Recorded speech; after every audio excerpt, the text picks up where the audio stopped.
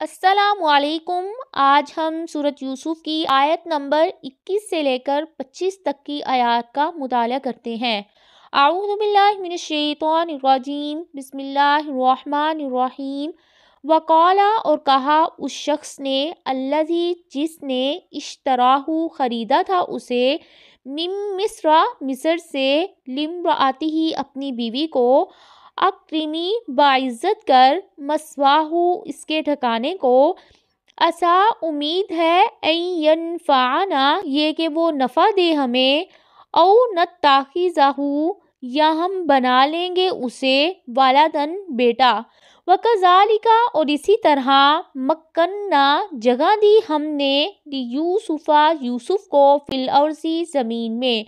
وَلِنُعَلِّمَهُ، اور تاکہ ہم سکھائیں اسے، من تأویل الاحادیث، حقیقت میں سے باتوں کی، واللہ، اور اللہ تعالی، غالب، غالب ہے، علی امرہ، اپنے کام پر، ولکن، اور لیکن، اکثر الناس، اکثر لوگ، لا یعلمون، نہیں وہ علم رکھتے۔ اللہ تعالیٰ نے یوسف علیہ السلام کو کنویں سے نکال کر نئی زندگی دی۔ اب اس کا لطف خاص یہ دیکھیے کہ مصر کے خزانوں کا وزیر عزیز مصر انہیں خرید کر اپنے گھر لے آیا۔ اپنی بیوی زلیخا سے کہنے لگا کہ اس کے کھانے پینے اور اس کی رہائش کا اچھا انتظام کرو تاکہ ہم سے جلدی مانوس ہو جائے اور اپنے آپ کو اپنوں کے درمیان محسوس کرنے لگے، کیونکہ میں اس کی پیشانی میں خیر و برکت کے آثار دیکھتا ہوں۔ مجھے امید ہے کہ یہ ہمارے کام آئے گا، ہم اسے اپنا بیٹا بنا لیں گے، اس لیے کہ ہماری کوئی اولاد نہیں ہے، اور بڑا ہو کر میری جگہ حاصل کر لے گا اور امور وزارت سنبھال لے گا۔ یوسف علیہ السلام کے ساتھ شروع سے لے کر اب تک جو کچھ ہوا ہے اللہ تعالیٰ کی مرضی سے ہوا ہے، اور اس لیے ہوا تاکہ اللہ تعالیٰ انہیں عزیز مصر کے گھر پہنچا دے۔ لما، اور جب، بالغا، وہ پہنچا، اشدہ، اپنی جوانی کو، آتیناہ، ہم نے اسے دیا، حکماً، قوت فیصلہ، وعلماً، اور علم، وکذالک، اور اسی طرح، نجزی، ہم بدلہ دیتے ہیں، المحسنین، احسان کرنے والوں کو۔ مفسرین کے قول کے مطابق آپ 17 سال کی عمر میں مصر پہنچے اور 3 سال کے لگ بھگ عزیز مصر کے گھر میں رہے۔ اسی دوران اللہ تعالیٰ نے آپ کو قوت فیصلہ اور حکمرانی کے اصول بھی سکھا دیے اور علم بھی عطا فرما دیا۔ علم سے مراد عموماً علم وحی ہی ہوتا ہے، اور ایسا علم اللہ تعالیٰ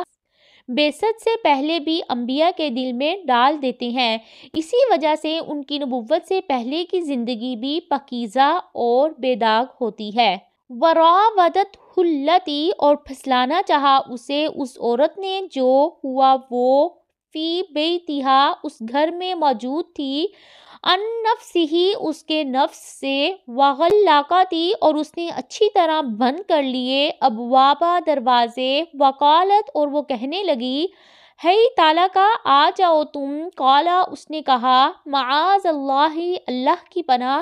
انہ، بے شک وہ، ربی، میرا رب ہے، احسن، جس نے اچھا بنایا، مثوایا، ٹھکانہ میرا، انہ، بے شک وہ، لا یفلح، نہیں وہ فلاح پاتے، الظالمون، جو ظالم ہیں۔ یوسف علیہ السلام کے ساتھ عزیز مصر کے گھر میں جو کچھ پیش آیا ہے اسے اللہ تعالیٰ نے بیان کیا ہے۔ عزیز مصر کی بیوی نے یوسف علیہ السلام سے فعل بد کا مطالبہ کیا تو اس عورت کے نام کی صراحت اس لیے نہیں کی گئی تاکہ اس کا راز افشاں نہ ہو جائے، اور عزیز مصر کی بیوی کے بجائے اللہ تعالیٰ نے کہا کہ یوسف کو گناہ پر اس عورت نے اکسایا جس کے گھر میں وہ رہتے تھے، تاکہ اندازہ لگایا جا سکے کہ یوسف کے لیے وہ کتنی مشکل گھڑی تھی اور وہ عفت و پاک دامنی کے کس بلندی کو چھو رہے تھے کہ اس کا گھر میں رہنے کی وجہ سے زلیخا کا بار بار سامنا ہوتا رہا ہوگا اور وہ اپنے حسن و جمال کا مظاہرہ کرتی ہوگی۔ یوسف پر ان تمام ہتھ کنڈوں کا کوئی بھی اثر نہیں ہوا۔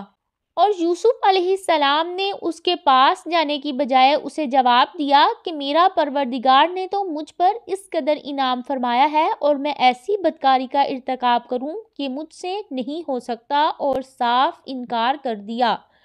بعض مفسرین نے اس آیت میں ربی سے مراد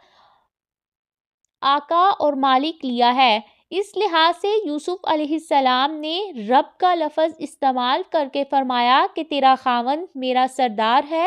اور وہ میرے ساتھ حسن سلوک اور احسان سے پیش آتے ہیں، پھر کیسے ممکن ہے کہ میں اس کی خیانت کروں؟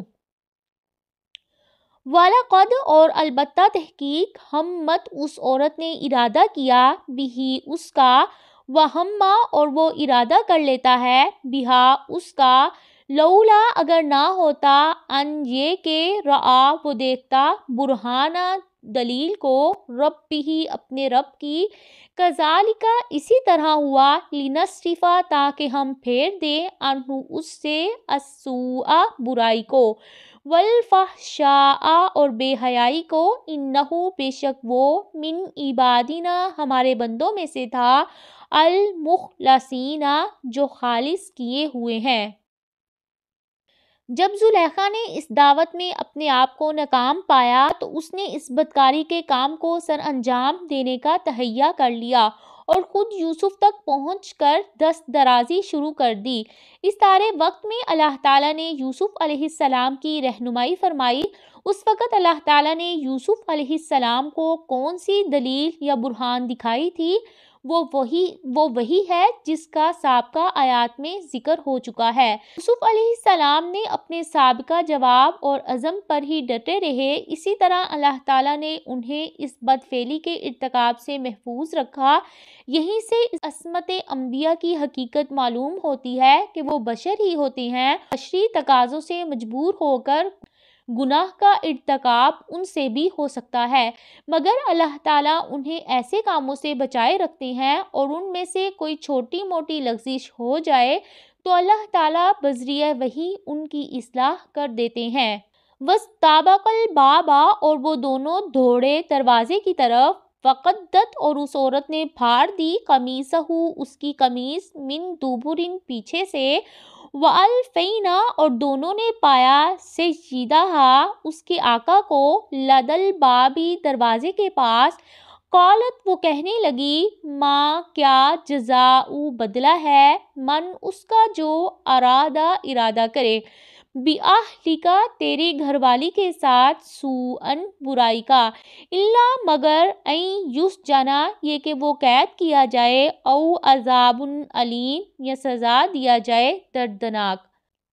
دونوں ہی دروازے کی طرف دوڑے اور ایک دوسرے سے آگے بڑھنا چاہا، یوسف باہر نکل جانے کے لیے اور زلیخا انہیں روکنے کے لیے